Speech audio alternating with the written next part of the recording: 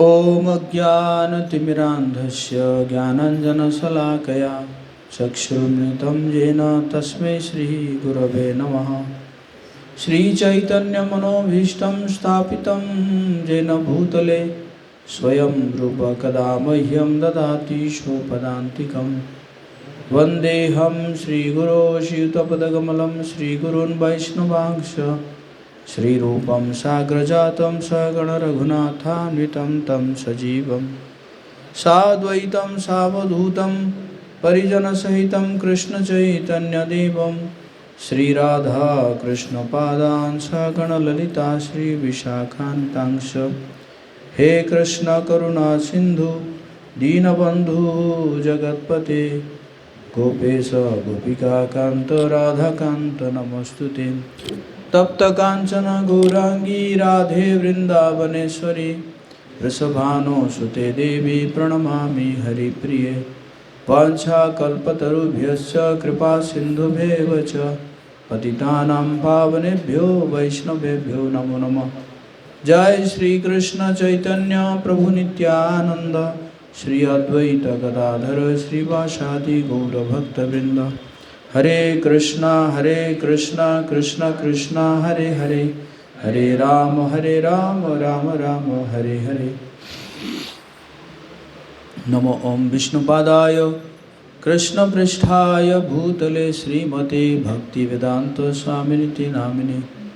नमस्ते सारस्वती देवी गौरवाणी प्रचारिणे निर्विशेष शून्यवादी पाश्चात्य देशतारिणे। मूकं करोति वाचालं पङ्गुं लङ्घयति गिरिं यत्कृपातमं वन्दे श्रीगुरुदिनतारिणे श्रीचैतन्येश्वरं परमानन्दमाधवं। रामाय रामभद्राय रामचन्द्राय वेधसे रघुनाथाय नाथाय सीताय पतये नमः। बोलो जय श्री राम। श्री रामनवमी महामहोत्सव की। तो कई दिनों से राम कथा चल रही है और आज इसका अंतिम दिवस है। वैसे तो 7 दिन का था, 7 दिन हो चुका है, तो आज जो है 8वां दिन है। तो मैंने जो कथा किया था उसमें राम जन्म को जो है मैंने बाकी रख दिया था, भगवान राम जी का जन्म को बाकी रख दिया था।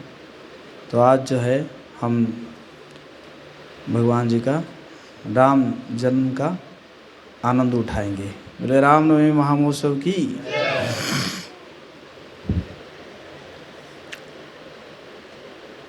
तो वैवस्वत मनु के ज्येष्ठ पुत्र इक्ष्वाकु के वंशजों ने पृथ्वी पर शासन कर रहे थे।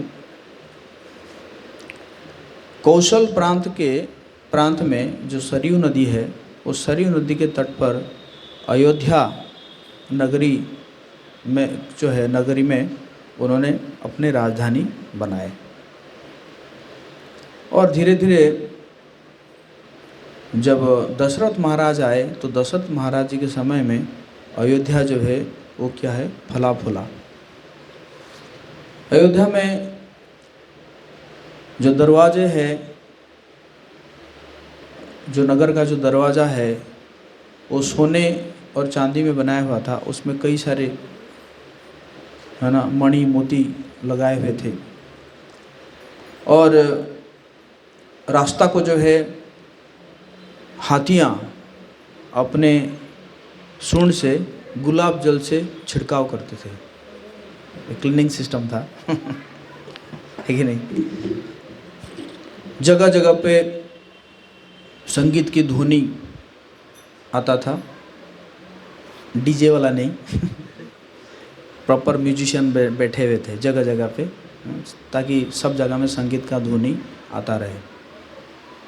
जगह जगह पे जो झरना से पानी झर रहा था, तो जो पानी का जो वो फुहारा है, तो उसी के कारण जो है, और हवा जब चलती थी तो बहुत ठंडा ठंडा लगता था। तो महाराज गोस्वामी तुलसीदास जी कह रहे हैं, बंदौ अवध पुरियति पावनी,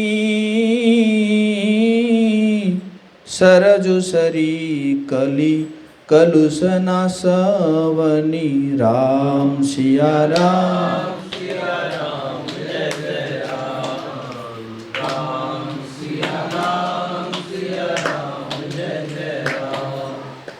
प्रणवहु पुर नर नारी बहोरी, ममता जिन्ह पर प्रभु ही न थोरी। राम सिया राम जय जय राम। राम सिया राम जय जय राम। तो गोस्वामी तुलसीदास जी कह रहे हैं कि मैं जो अयोध्यापुरी, जो कि कलयुग के पापों को नाश करने वाली है, और साथ में सरयू नदी, उनको भी मैं वंदना करता हूँ। और कहते हैं कि जो अवधपुरी के जो जनता है, जो धामवासी है, उनको भी मैं बहुत प्रणाम करता हूँ, क्योंकि उनके ऊपर जो भगवान की कृपा थोड़ी है, मतलब बहुत ज़्यादा है। कह रहे हैं कि हैं, ममता जिन पर प्रभु ही ने थोड़ी, मतलब उनके ऊपर कृपा थोड़ी नहीं है बल्कि बहुत ज़्यादा है। तो इस प्रकार जो है, अब जो अवध, जो अयोध्या, वो इतना वो था कि मतलब इतना ऐश्वर्य था कि वो इंद्र के जो अमरावती, उसको भी जो है वो मार देता था। और कह रहे हैं कि जो अयोध्या में जो नगर जो है, उसका जो रास्ता है, वो बहुत ही बिजी रहता था। क्यों? क्योंकि सारे संसार के जितने भी राजा राजकुमार, वो सब टैक्स देने आते थे अयोध्या को, क्योंकि सम्राट थे ये। जो अयोध्या के जो राजा होते थे वो सम्राट होते थे।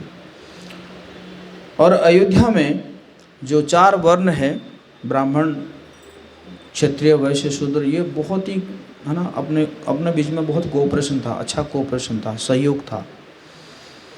और अयोध्या में ना कोई धोखाधड़ी था, ना कोई कंजूसी था, ना जो है कोई घमंड था, ना कोई नास्तिक लोग रहते थे। तो इस प्रकार जो है बहुत ही समृद्ध था अयोध्या।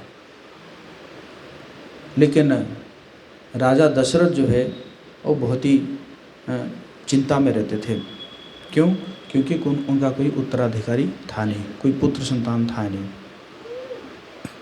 हालांकि दशरथ महाराज जी के पहले एक पुत्री संतान जन्म हुई थी, जिनका नाम था शांता।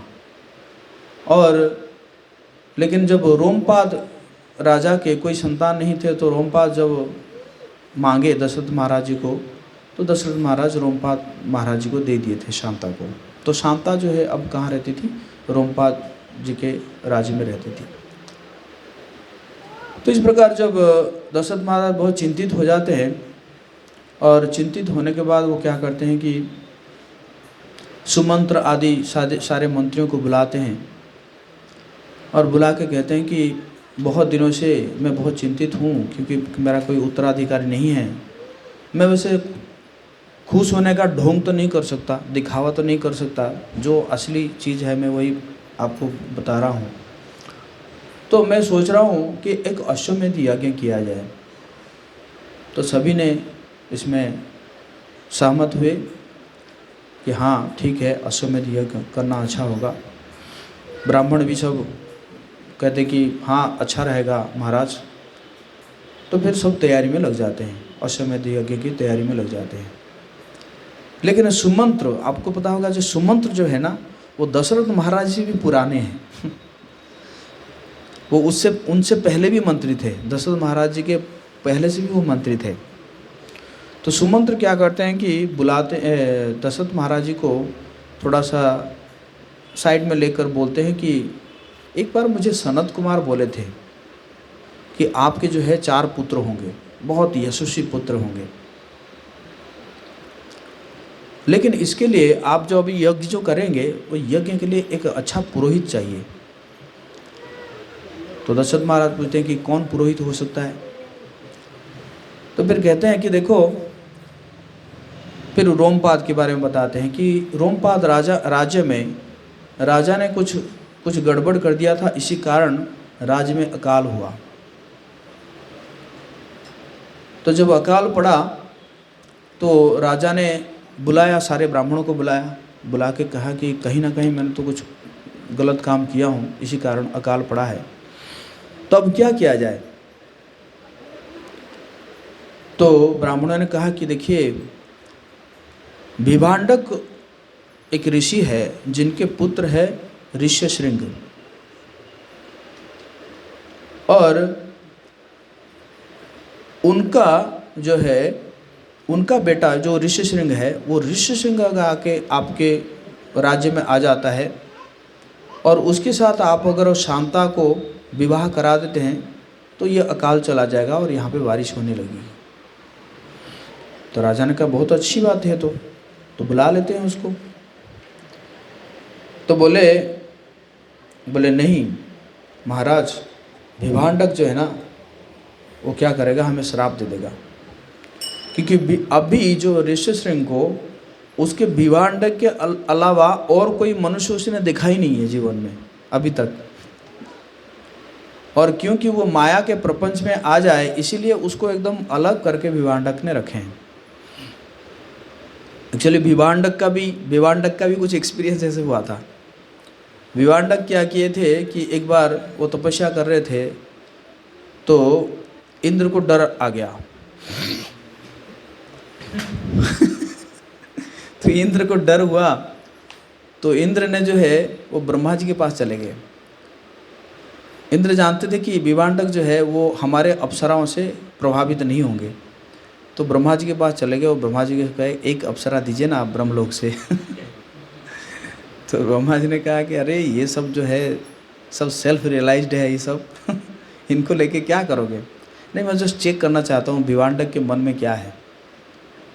तो वो क्या करते हैं कि जो है एक अप्सरा को भेजते हैं वहाँ से। तो वो अप्सरा आती है और अप्सरा आके क्या करती है कि विभांडक के सामने एकदम बहुत सुंदर वेद का जो श्लोकों को उच्चारण करने लगती है। तो विभांडक आंखें खोलते हैं कि बोलते कि तुम क्यों डिस्टर्ब कर रहे हो, क्या चाहिए तुम्हें? बोले मुझे आपसे एक संतान चाहिए। तो विभांडक का संतान चाहिए ना, तुरंत अपने योग शक्ति से अपना वीर्य निकालते हैं और उसके हाथ में थमा देते हैं, जाओ जाओ। और फिर वो पूछती है कि आपका क्या है, उद्देश्य क्या है, आप इंद्रासन लेना चाहते हैं? नहीं नहीं, मुझे कोई इंद्रासन की आवश्यकता नहीं है। तो फिर वो क्या करता है, एक जो वो अप्सरा क्या करती है कि मैं इसको लेके क्या करूँगी, ये वीर्य को लेके। वो क्या करती है कि एक हिरण था, तो हिरण के गर्भ स्थापना करके वो फिर अपने ब्रह्मलोक में चली जाती है। तो जैसे ही चली जाती है तो कुछ समय के बाद हिरण जो है क्या करता है कि एक जो है संतान को जन्म देता है, और जन्म दे के फिर वो जो है वो विभांडक के पास आके जो है चिल्लाने लगता है। तो विभांडक जाते हैं, देखते कि जो है एक पुत्र है, और हालांकि वो मनुष्य था लेकिन उसका ना 2 सींग ऐसे निकले थे क्योंकि हिरण की गर्भ से जन्म हुआ था। तो विभांडक कहते कि चलो ठीक है, गलती तो हो गई, लेकिन इस संतान को मैं ऐसे करूँगा कि कोई भी इसको माया का कोई भी आभास ही नहीं होगा। इसी कारण पूरा एकदम वो उन्होंने सील कर दिए थे कि इस जगह में कोई दूसरा कोई आ ही नहीं सकता।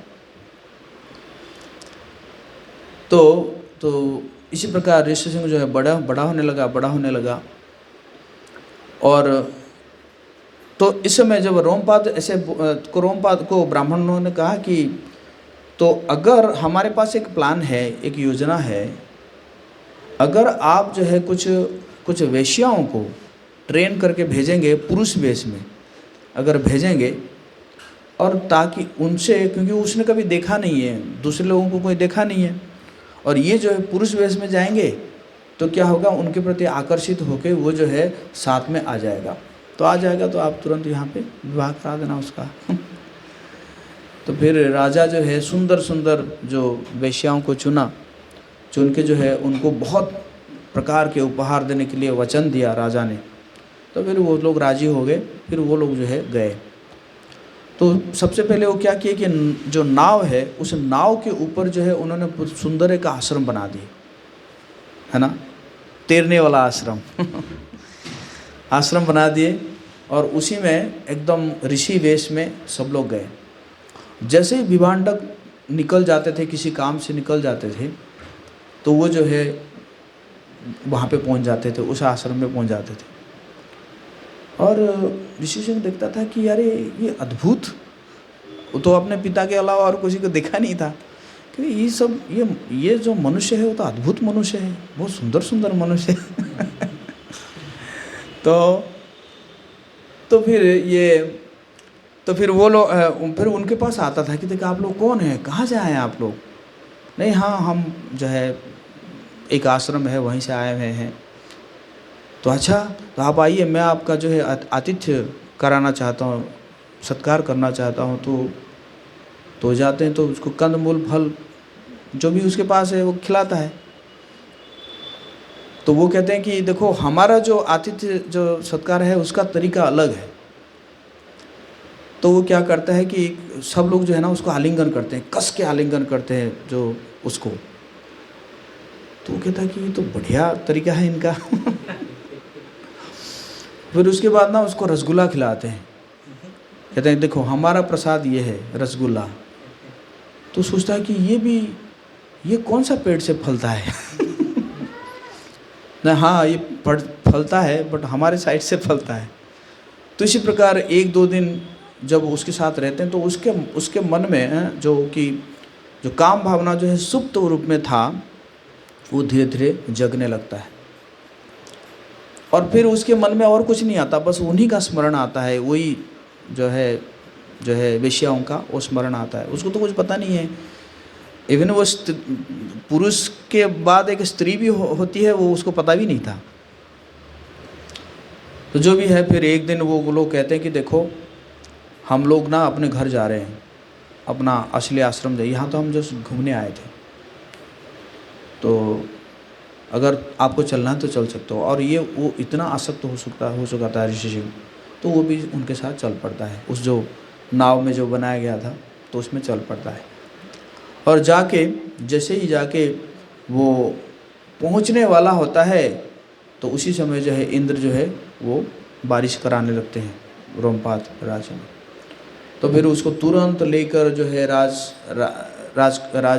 जो राजा को सौंप देते हैं। तो राजा भी उनको प्रणाम करते हैं और राजा उनको सीधा ले जाते हैं अपने जो शांता के महल में, और वहाँ पे लेकर जाकर उसको सौंप देते हैं।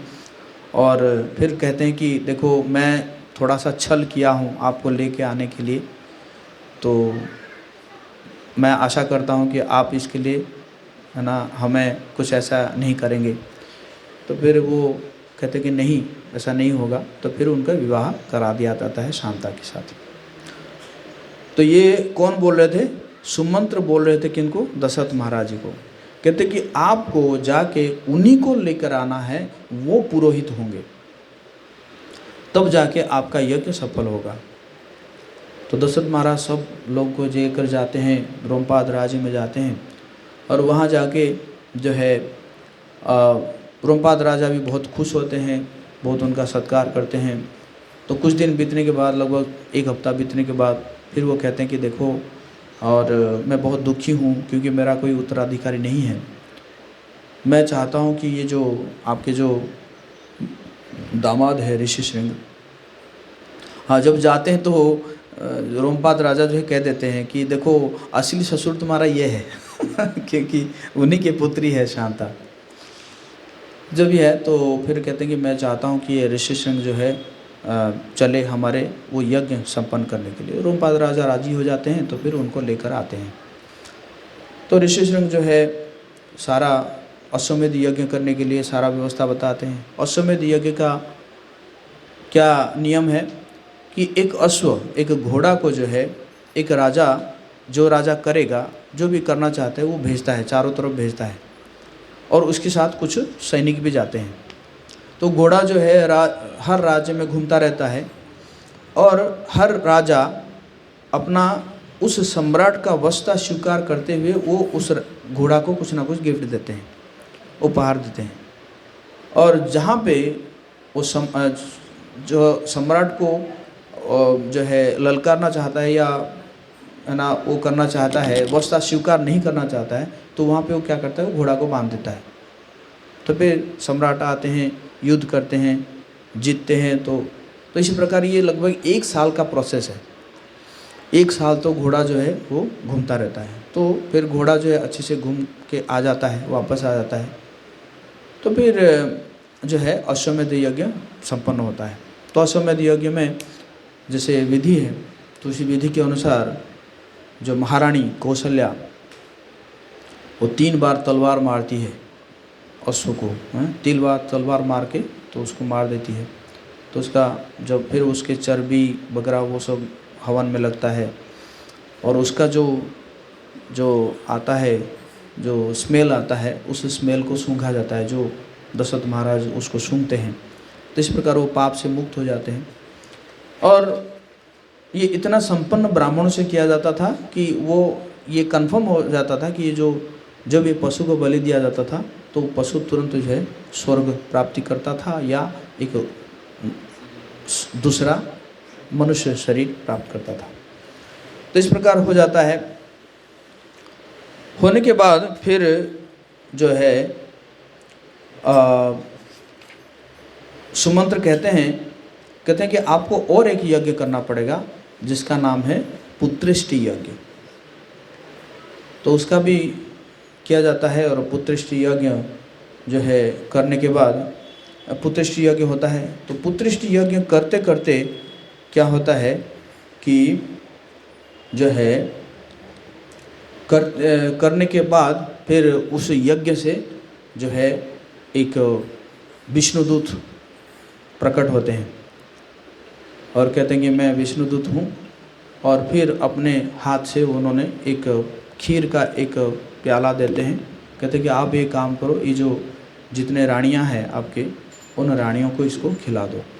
तो फिर दशरथ महाराज जो है प्रणाम करके जाते हैं, और जाने के बाद वो क्या करते हैं कि आधा हिस्सा तो कौशल्या को खिलाते हैं, फिर उसमें से 1/4 जो है वो सुमित्रा को देते हैं। उसके बाद फिर 1/8वां फिर देते हैं, कैकेयी को देते हैं। फिर जो बच जाता है फिर उसको फिर सुमित्रा को दे देते हैं।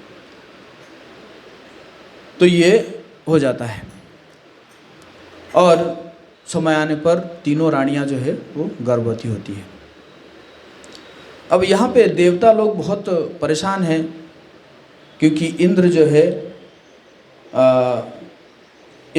जो है वो जाके ब्रह्मा जी के पास पहुँचते हैं, और ब्रह्मा जी के पास पहुँच के कहते हैं कि ये रावण को तो आपने इतना वरदान दे दिया है, इतना वरदान दे दिया है, वो जो है बहुत परेशान करता है।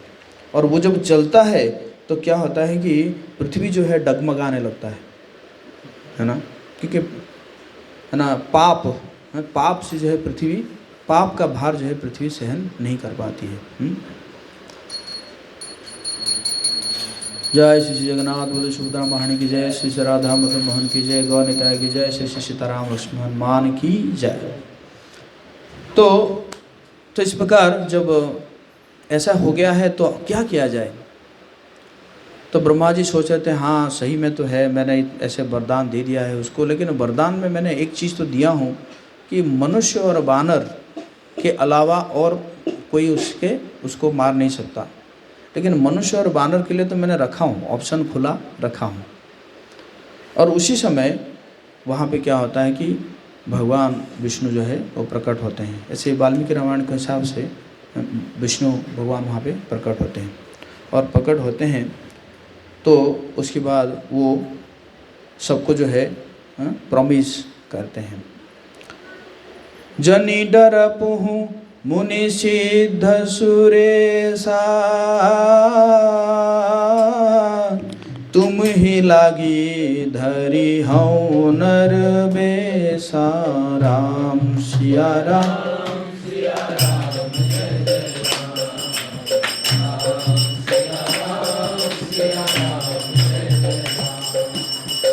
अंशन सहित मनुज अवतारा। ले हो दिन कर वंश उदारा। राम सिया राम।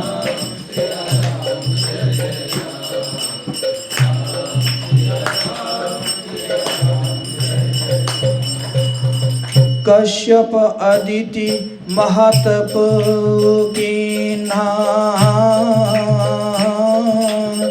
तीन कहूँ मैं पुरब वर दिन्हा। राम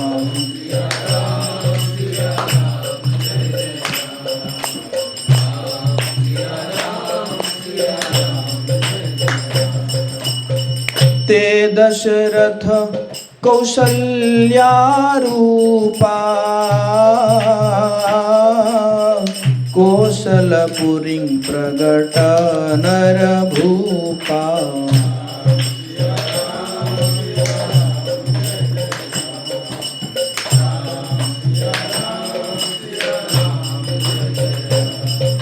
तो भगवान कहते हैं, हे मुनि, सिद्ध और देवताओं के स्वामियों, डरो मत। डरो मत। तुम्हारे लिए मैं मनुष्य का रूप धारण करूंगा और उदार सूर्य वंश में अंशों सहित मनुष्य का अवतार लूंगा। अंशों सहित मतलब भरत, लक्ष्मण, शत्रुघ्न। कश्यप और अदिति ने बड़ा भारी तप किया था। मैं पहले ही उनको वर दे चुका हूँ। वे ही दशरथ और कौशल्या के रूप में मनुष्यों के राजा होकर श्री अयोध्यापुरी में प्रकट हुए हैं। बोलो जय श्री राम। तीन के गृह अवतरी हो जाई। रघुकुल तिलक सो चारियो भाई। राम सिया राम।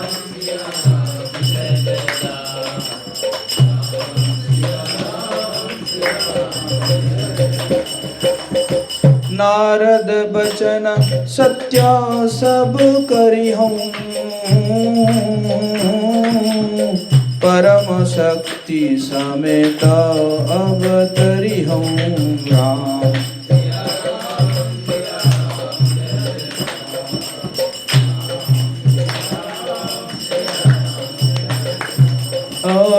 हरि हूँ सकल भूमि गरुआई।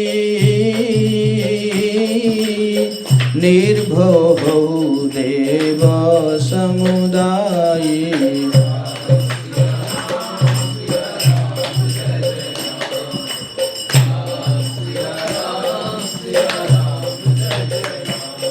ओ गगन ब्रह्म वाणी सुनी काना। तुरत फिरे सुर हृदय जुड़ाना।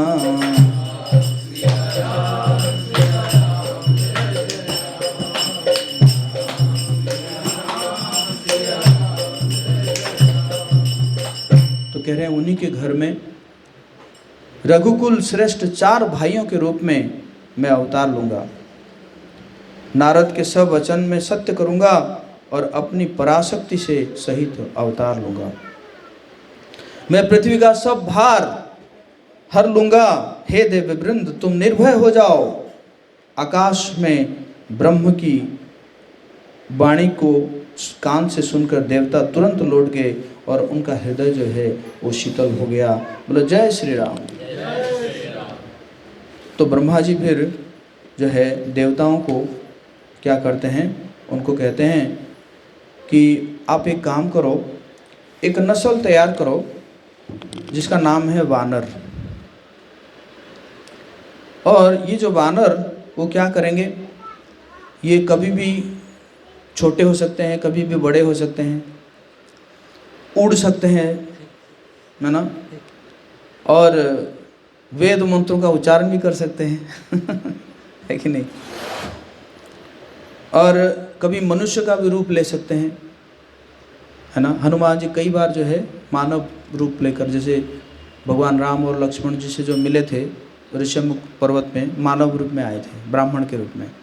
और फिर भरत जी से जब मिलने आए थे, जब भगवान भेजते हैं कि भरत के पास कि थोड़ा हाव भाव देख के आओ, भरत का क्या मन है, तो वहाँ पे भी मानव वेश में आए थे। तो इसी प्रकार जो है वानर जो है अपना रूप को भी वो क्या कर सकते हैं, परिवर्तन कर सकते हैं। और बहुत बुद्धिमान होना चाहिए, है ना। तो इस प्रकार जो है अस्त्र शस्त्रों में के संचालन, शास्त्रों में श्रेष्ठ जो है ज्ञान होना चाहिए, और देवता जैसे शक्ति होना चाहिए उनके बीच, उनके अंदर। तो इसी प्रकार जो है कहते हैं कि इसी प्रकार तुम जो है मिला के अप्सरा, गंधर्व, किन्नर सबको मिला के ऐसे एक नस्ल तैयार करो वानरों का। तो फिर देवता लोग जो है ऐसे तैयार करते हैं, और फिर अपने अपने अंश को जो है देवता लोग भेजते हैं। जैसे इंद्र जो है अपने अंश बाली के रूप में, और सूर्य जो है सुग्रीव के रूप में, बृहस्पति तारा के रूप में, कुबेर गंधवादन के रूप में, विश्वकर्मा जो है नल के रूप में, और अग्नि जो है वो नील के रूप में। इस प्रकार जो है संतानों को उत्पन्न करते हैं। और फिर अश्विनी कुमार ने मैदा और द्विविदा, वरुण ने सुषेण जो है वो बहुत अच्छा वो थे, आयुर्वेद डॉक्टर थे। और फिर वायु जो है हनुमान जी के रूप में जन्म होते हैं। बोले पवन सूत्र हनुमान की। तो इस प्रकार जो है ये सब जो है प्रकट हो गए। तो फिर क्या हुआ कि समय आ गया, आज का ही दिन समय आ गया। तो गोस्वामी तुलसीदास जी कह रहे हैं, नवमी तिथि मधुपास पुनीता,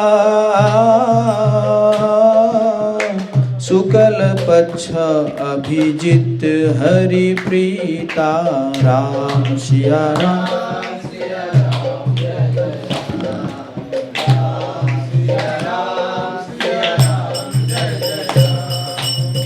मध्य दिवस अति शीत न घामा,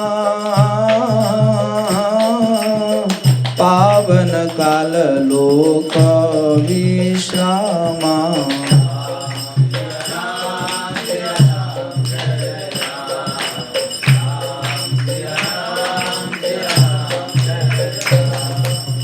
शीतल मंद सुरभि बहवाऊ, हर्षित सुर संतन मन चाओ।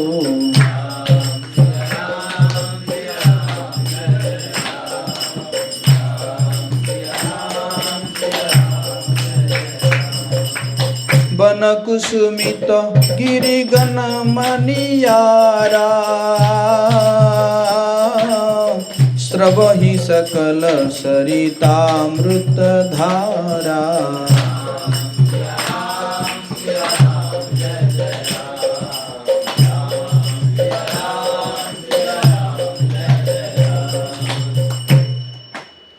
तो पवित्र चैत्र का महीना था, नवमी तिथि थी, शुक्ल पक्ष, और भगवान का प्रिय अभिजीत मुहूर्त था। भगवान जी का प्रिय मुहूर्त क्या है? अभिजीत। दोपहर का समय था। आज दोपहर के समय में ही है हम भगवान जी का अभिषेक करेंगे, है ना। न तो बहुत सर्दी थी न धूप, वो पवित्र समय सब लोगों को शांति देने वाला था। शीतल मंद सुगंधित पवन बह रहा था, देवता हर्षित थे और संतों के मन में बड़ा चाव था। वन फूले हुए थे, पर्वतों के समूह मणियों से जगमगा रहे थे, और सारी नदियाँ अमृत की धारा बहा रही थी। और दोनों पर दया करने वाले कौशल्या जी के हितकारी कृपालु प्रभु प्रकट हो गए। बोलो जय श्री राम।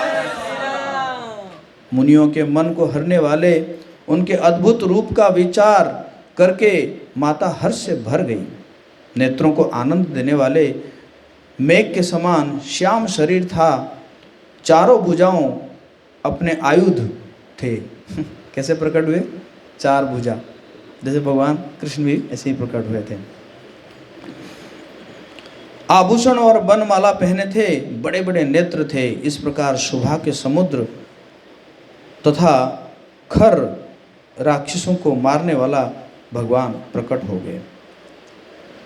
दोनों हाथ को जोड़कर माता कहने लगी, कौशल्या माता, मैं किस प्रकार तुम्हारी स्तुति करूं? वेद और पुराण तुमको माया, गुण और ज्ञान से परे और परिमाण रहित बतलाते हैं। श्रुतियाँ और संत जन दया और सुख का समुद्र, सब गुणों का धाम कहकर जिनका गान करते हैं, वही भक्तों पर प्रेम करने वाले लक्ष्मीपति भगवान मेरे कल्याण के लिए प्रकट हो गए हैं। और इसी प्रकार कहते कहते फिर माता कहने लगी, हे तात, ये रूप छोड़कर अत्यंत प्रिय बाल लीला करो। ऐसे चार भुजा मजा नहीं आएगा। हाँ, ये परम अनुपम होगा। यह वचन सुनकर देवताओं के स्वामी सुजान भगवान ने बालक रूप होकर रोना शुरू कर दिया। हरि बोल। तो इस प्रकार जो है, तो बच्चे की रोने बहुत प्यारी ध्वनि सुनकर सब रानियां उतावली होकर दौड़ चली। दासियां हर्षित होकर जहां तहां दौड़ी और सारे पूर्ववासी आनंद में मग्न हो गए। तो राजा दशरथ जी भी उनको भी खबर पहुंचा, तो भी बहुत आनंदित हो गए और कई प्रकार के उन्होंने उपहार दिए। गुरु वशिष्ठ भी आए और तो उन्होंने भी उनका दर्शन किया, वशिष्ठ भी दर्शन किए। और फिर जो है जात कर्म संस्कार आदि कराया गया। ब्राह्मणों को जो है गौ, सोना और वस्त्र, मणि आदि प्रदान किया गया और पूरा नगर को सजाया गया। ध्वजा से, पताका, तिरणों से सजाया गया और ऐसा वर्णन सजाया गया कि गोस्वामी तुलसीदास कह रहे हैं कि इसको वर्णन ही नहीं कर सकते, इस प्रकार सजाया गया था। आकाश से फूलों की वर्षा हो रही है, सब लोग ब्रह्म आनंद में मग्न हैं, सब एकदम आनंदित हैं, भगवान प्रकट हैं, ऐसा थोड़ी कि स्त्रियां झुंड के झुंड मिलकर चली, स्वाभाविक श्रृंगार किए ही वे उठ दौड़ी। सोने का कलश लेकर और थालों में मंगल द्रव्य भरकर गाती हुई राजद्वार में प्रवेश करती है स्त्रियां। और तो इसी प्रकार एकदम आनंद लूट रहे हैं पूरे जो है अयोध्यावासी। और गोस्वामी तुलसीदास कह रहे हैं, सूर्य जो है क्या किए, वो भी अपना चाल भूल गए। कह रहे कि 1 महीना तक उन्होंने जाता हुआ ना जाना, मतलब 1 महीना जो खड़े रह गए, किसी को पता ही नहीं चला। दिन इतना बड़ा हो गया किसी को पता नहीं चला, मतलब इतना आनंद है। और तो शिव जी कह रहे हैं पार्वती माता को, कह रहे हैं कि क्या बताऊं, एक बात जो है, मैं और भी अपनी एक चोरी की बात बता रहा हूं तुम्हें। बोले काग भुसुंडी और मैं दोनों वहाँ साथ साथ है, परंतु मनुष्य रूप में होने का कारण हमें कोई जान नहीं सका। हम दोनों जो है मनुष्य रूप में थे और जो है कोई हमें पहचान नहीं सका। तो परम आनंद और प्रेम के सुख में फूले हुए हम दोनों मगन मन से गलियों में भूले हुए फिरते थे। हाँ? तो इसी प्रकार हम सब जो है कई दिनों तक जो है उस गली में इसी प्रकार जो है वो करते थे, है ना। तो इस प्रकार भगवान जो है वो प्रकट हो गए और सभी एकदम परम आनंद में है। और एक बस पे जो है चौपाई पढ़ के हम विराम देंगे। रघुपति विमुख जनत कर कोरी, कवन सकई भव बंधन छोरी।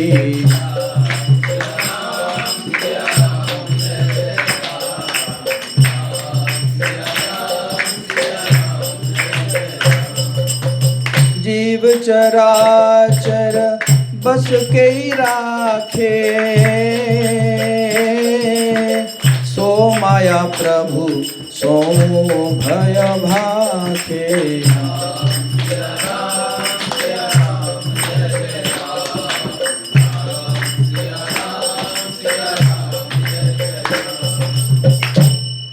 करें कि श्री रघुनाथ जी से विमुख होकर चाहे करोड़ों उपाय कर ले, परंतु उसका संसार बंधन कौन छुड़ा सकता है। जिसने सब चराचर जीवों को अपने वश में कर रखा है, वो माया भी प्रभु से भय खाती है। तो इस प्रकार जो है राम कथा का हमने आज अंतिम कराया।